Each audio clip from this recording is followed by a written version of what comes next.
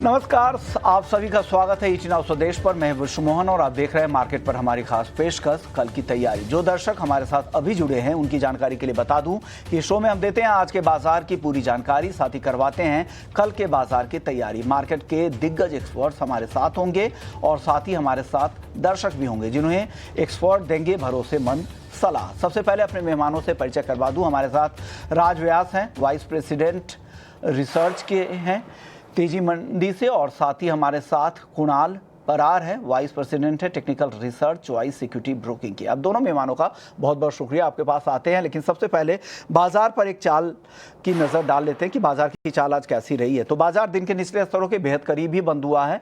Nifty को देखें तो करीब 165 अंकों की गिरावट आज के सत्र में निफ्टी में दिखी है। निफ्टी बैंक में 275 अंकों के आसपास की गिरावट दिखी है। सेक्टर की अगर बात करें तो आज सबसे ज़्यादा बिकवाली आईटी, मेटल्स और ऑटो, ये तीनों ऐसे सेक्टर थे जहां सबसे ज़्यादा गिरावट दिखी थी। इसके अलावा मिड कैप, स्मॉल कैप, यहाँ पर दबाव था। रियल एस्टेट कल काफ़ी अच्छी तेज़ी दिखी थी, यहाँ पर भी दबाव था। आज के सत्र में अगर तेज़ी थी तो सिर्फ कंज्यूमर ड्यूरेबल के सत्र में थी। निफ्टी के कंट्रीब्यूटर्स की अगर बात करें आज के सत्र में, आज कमज़ोर बाजार में भी कहाँ निफ्टी को सपोर्ट मिल रहा था, कहाँ तेज़ी दिखी, उसमें टाइटन करीब 2.5% की मजबूती के साथ टाइटन का स्टॉक बंद हुआ है।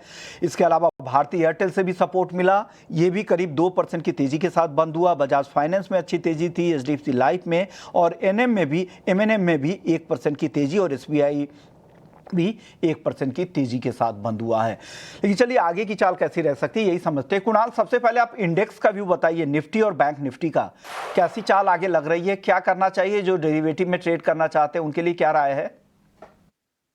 व्यू टोटली नेगेटिव साइड का है फिलहाल के लिए।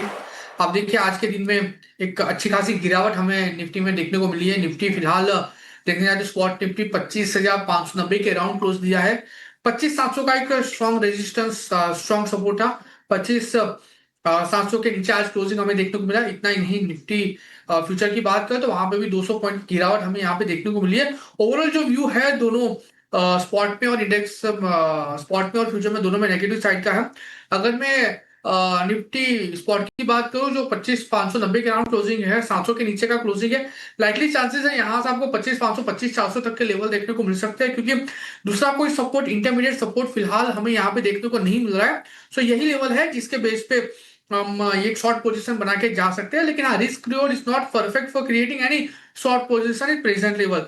25,400 के लेवल हमें यहाँ पे देखने को मिल सकते हैं। And same goes for bank Nifty की बात करें, बैंक निफ्टी में भी जो अभी फिलहाल मोमेंटम देखने को मिली है, बैंक निफ्टी में 57,500 एंड 57,500 का अगर सपोर्ट ब्रेक होता है तो भी लाइकली चांसेस है यहाँ पे हमें 56,300 तक के भी लेवल देखने को मिल सकते हैं। सो ओवरऑल जो व्यू है वो फिलहाल नेगेटिव साइड का ही है दोनों इंडेक्स में। तो दोनों इंडेक्स आपको लग रहा है कि व्यू अब निगेटिव साइड का है और तेज़ी यहाँ पर ब्रेक लगती दिख सकती है, और वो आज के सत्र में दिखा भी है, और 25,400 तक नीचे फिसल सकता है निफ्टी, ऐसा कुणाल को लगता है। लेकिन चलिए अपने दर्शकों के सवालों के सिलसिले को शामिल करते हैं। कुछ दर्शक हैं जो लगातार हमसे जुड़े हुए हैं, यूट्यूब के जरिए उन्होंने सवाल भेजा भी है।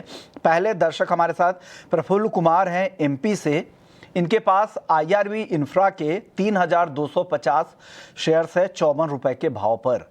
आप बताइए राज व्यास जी, क्या लग रहा है आपको आईआरबी इंफ्रा को लेकर, आपका आउटलुक क्या है, क्या करना चाहिए इनको?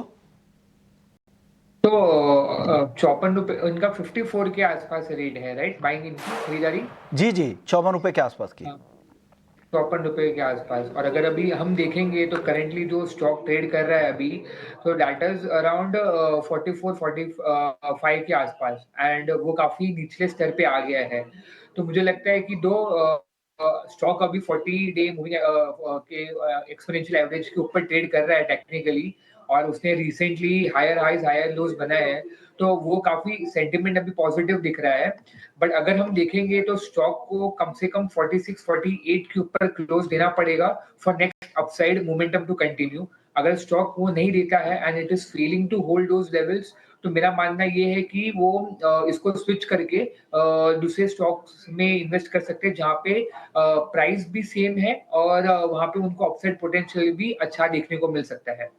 ओके, तो ये भी हुई आईआरबी इंफ्रा को लेकर। और आपके लिए ऑल्टरनेटिव भी बता दिए गए हैं। अगले दर्शक हमारे साथ सत्यवीर शर्मा हैं ग्वालियर से। कोटक बैंक के 100 शेयर्स है 2150 रुपए के भाव पर, शॉर्ट टर्म का इनका नजरिया है। कुणाल, आप बताइए क्या राय देंगे कोटक बैंक में? कल कोटक बैंक की बात करें, फिलहाल जो मोमेंटम कोटक बैंक में हमें देखने को मिल रही है वो डाउनसाइड की ही है। 2090 के अराउंड स्टॉक ट्रेड हो रहा है और लाइकली चांसेस है 2040 तक का एक मोमेंटम हमें देखने को मिल सकता है। और अगर ये भी ब्रेक होता है तो फिर 1970 तक के भी लेवल हमें कोटक बैंक में देखने को मिल सकते हैं। ओवरऑल जो व्यू है वो नेगेटिव साइड का ही है। 2040 से लेके 1970 तक के लेवल एज ए टारगेट हमें ये स्टॉक दिखा सकता है। निगेटिव ही आपको लग रहा है कि यहाँ पर और थोड़ी गिरावट आ सकती है। अगले दर्शक हमारे साथ हैं नंदलाल हैं महाराष्ट्र से। 100 शेयर हैं इनके पास LIC के 946 रुपए के भाव पर। ये भी शॉर्ट टर्म का इनका नजरिया है। अभी ये स्टॉक है 907 रुपए पर। क्या लग रहा है राज आपको, यहाँ से LIC के स्टॉक में नुकसान हो रहा है? बने रहने में समझदारी है क्या? तो अगर हम इंश्योरेंस स्पेस पे अगर देखेंगे तो उनका LIC या बाकी जो इंश्योरेंस प्लेयर्स है तो उनमें काफी हमें एक अच्छा सेटअप या अच्छा जो वैल्यूएशन पिक्चर है वो हमें देखने को मिला था। क्योंकि अगर हम देखेंगे कि GST के बाद भी अगर हम देखेंगे कि वहाँ पे GST हट गई थी तो वो तरीके से एक पॉजिटिव सेंटिमेंट हमें देखने को मिला था, जो आगे चल के और अकाउंट ओपनिंग और इंश्योरेंस जो पॉलिसीज होगी उसमें एक अच्छा हमें ओपन देखने को मिल सकता है। तो अगर हम देखेंगे कि लास्ट 1 मंथ में अगर उनका नियर टर्म में परफॉर्मेंस शॉर्ट टर्म है तो उनका जो रिटर्न था LIC का इट वाज नेगेटिव, मतलब फ्लैट ही था। और अगर हम लास्ट 6 मंथ्स का परफॉर्मेंस देखें तो it has given a return of close to 10-11%। तो मुझे लगता है कि the stock has been consolidating और अगर सपोज वो 80 के नीचे क्लोज नहीं करते हैं on a short term basis तो अभी वो बने रह सकते हैं, क्योंकि इंश्योरेंस जो प्ले है वो अभी एक काफी अच्छी मोमेंटम में है और अच्छा एक रिटर्न देने की एक्सपेक्टेशन भी रखता है। तो ये राय LIC को लेकर है। अगले दर्शक हमारे साथ प्रियंका दास हैं पश्चिम बंगाल से। इन्होंने पतंजलि के स्टॉक 200 ले रखे हैं 615 रुपए के भाव पर। कुणाल, क्या करना चाहिए पतंजलि को लेकर, आपकी राय क्या है? पतंजलि फूड की बात करें, फिलहाल स्टॉक में एक अच्छी खासी गिरावट हमें देखने को मिली है। लोअर लेवल पे 560 तक के लेवल है जो एज अ टारगेट हमें ये स्टॉक दिखा सकता है एंड लाइकली चांसेस है यहाँ से स्टॉक बाउंस बैक भी हो सकता है। सो व्यू फिलहाल होल्ड करके चलने का ही है। 560 तक के लेवल आ सकते हैं। अगर वहां पे एवरेज करके चलने का मौका भी मिले तो मैं कहूंगा वहां पे एवरेज करके चलना चाहिए। बाउंस बैक में ये स्टॉक वापस आपको 620 एंड 620 अगर ब्रेक होता है तो 650 तक के भी लेवल स्टॉक दिखा सकता है। आपको लग रहा है कि यहाँ से रिकवरी लौटेगी? अगर डिप में मौका मिले तो आप और भी ऐड करें, एवरेज भी कर सकते हैं। ऊपर में 620 तक भी आने की जल्दी संभावना आपको दिख रही है। अगले दर्शक है साजिद हुसैन हैं। इनके पास IRCTC के 125 शेयर्स हैं 935 रुपए के भाव पर। क्या करना चाहिए, ये गाइडेंस चाह रहे हैं। राज, आप बता दीजिए IRCTC कैसा लग रहा है आपको? अगर मैं देखूं कि अगर टैक्टिकल बेट के हिसाब से अगर मैं देखूं तो IRCTC बहुत अच्छा लग रहा है अभी, क्योंकि जो हिसाब से अभी फेस्टिव सीजन और वेडिंग सीजन है और आगे चल के क्रिसमस की छुट्टियां भी आएगी तो वो हिसाब से जो ट्रैवल बुकिंग है तो वो उसमें काफी जो ट्रैक्शन है वो इंक्रीज हो जाएगा। और अगर हम देखेंगे कि IRCTC का टिकट को छोड़ के जो फूड एंड बेवरेजेस से जो रेवेन्यू आता है, नीर की बोतल हो गई या अभी जो स्टे का उन्होंने चालू किया है तो वहां से भी हमें अच्छा खासा ट्रैक्शन देखने को मिल रहा है। तो ऐसा technical bet in the next 2 to 3 months के काइंड ऑफ होराइजन में अगर इन्वेस्टर का होराइजन है तो वो इसको डेफिनेटली होल्ड कर सकते हैं with a stop loss of around 710 के आसपास स्टॉप लॉस मान के चल सकते हैं इसको। 710 का इसे लगा ले और इसे होल्ड करे। अगर 2-3 महीने अगर रुक सकते हैं तो बेहतर आपके लिए होगा, ऐसा राजी को लगता है। चलिए, वक्त है ब्रेक का। ब्रेक के बाद जब हम लौटेंगे तो कुछ और दर्शक है जिनके सवालों के जवाब तो देंगे ही, और साथ ही आपके लिए हम VIP स्टॉक्स भी लेकर आएंगे। जल्द लौटते हैं।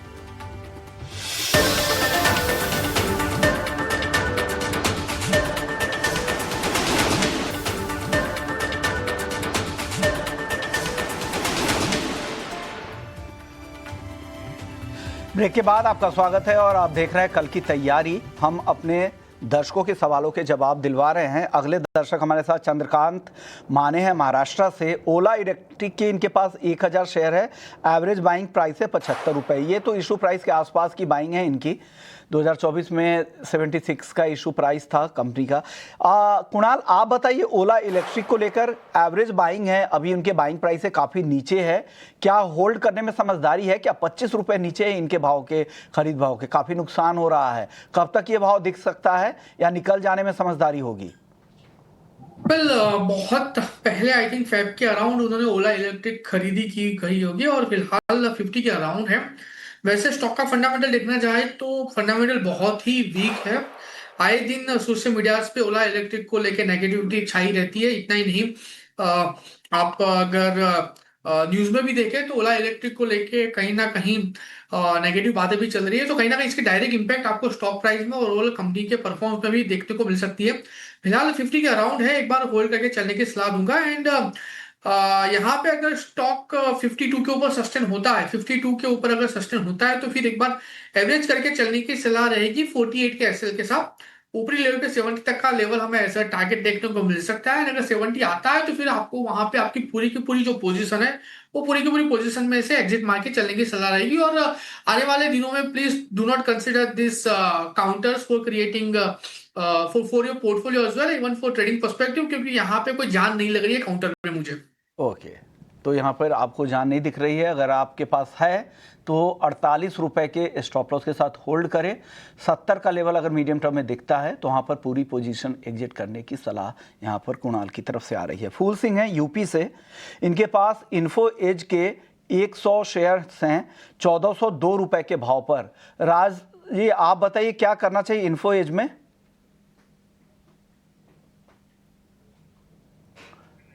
राज, आपसे मेरा सवाल था इन्फो एज को लेकर, 1402 के भाव पर खरीद है, क्या करना चाहिए?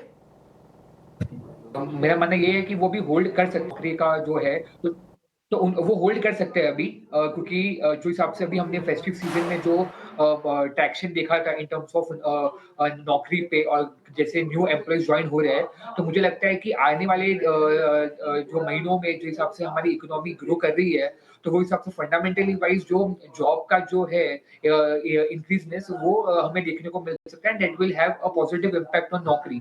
तो मुझे लगता है कि स्टॉक को अगर हमें 1320 का स्टॉप लॉस लेके वो यहाँ से होल्ड कर सकते हैं। तो ये स्टॉप लॉस का ध्यान रखिएगा और फिर होल्ड करने की सलाह यहाँ पर इन्फो एज को लेकर आ रही है। चलिए, वक्त है अब हमारे अगले सेगमेंट का, वीआईपी शेयर जानने का।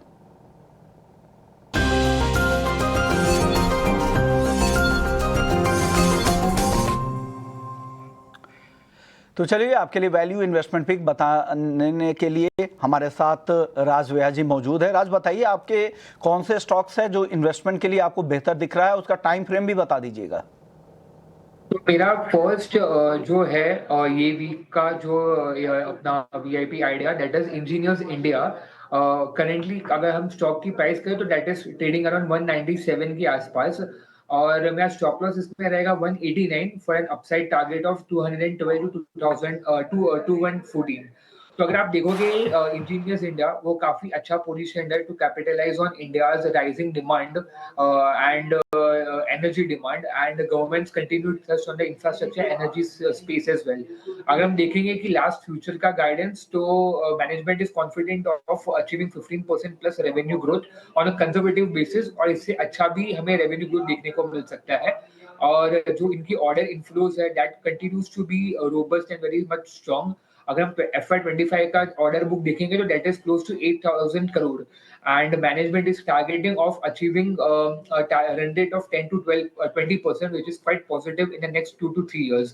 तो मुझे लगता है कि इंजीनियर्स इंडिया काफी टाइम से एक लेवल पे कंसोलिडेट कर रहा था, वो 202-204 के ऊपर भी निकला था, but based on market sentiment वो थोड़ा भी नीचे आया है, but that itself plays a right time to enter the stock.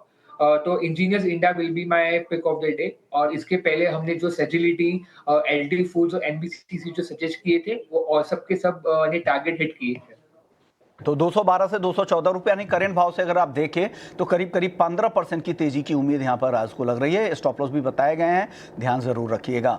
शुक्रिया आप दोनों मेहमानों का, आप लोगों ने वक्त निकाला, हमारे दर्शकों को गाइड किया और कल की तैयारी में आपने उन लोगों की मदद की। चलिए इस शो को यहीं खत्म करेंगे। बाकी खबरों के लिए आप बने रहिए हमारे साथ, लेकिन जाने से पहले आपको एक अपडेट दे देते हैं। महीने की शुरुआत में अक्सर बड़े बड़े पैसों के काम होते हैं, जैसे सैलरी आती है, बिल भरने होते हैं, खर्चों की प्लानिंग होती है। लेकिन जिस तरह हम अपने खर्चों की प्लानिंग करते हैं उसी तरह अपने निवेश की प्लानिंग करना भी उतना ही ज़रूरी है। इसी आदत को बढ़ावा देने के लिए SBI म्यूचुअल फंड और टाइम्स नेटवर्क मिलकर एक राष्ट्रीय इन्वेस्टर